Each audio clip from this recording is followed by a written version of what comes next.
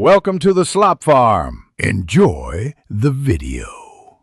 You begin by preparing the map and the equipment. Open the map and mark the exact field boundaries, then equip a GPS-compatible implement. This is essential. Once the tool is attached, activate the GPS module in the vehicle HUD and set the working width to match your implement. Make sure to enter headland width and desired overlap %. This prevents gaps or excessive rework.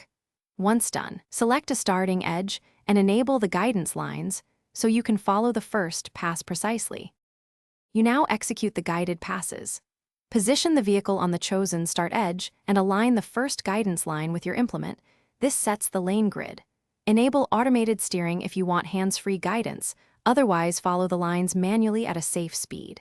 Keep an eye on implement depth and ground contact to ensure correct coverage. Make adjustments to offset or headland settings in the GPS panel if lines drift.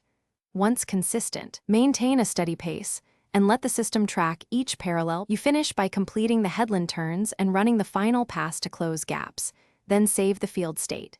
If you notice lane drift, pause and recalibrate the center line by realigning to a known straight edge, then rerun a control pass to correct offsets.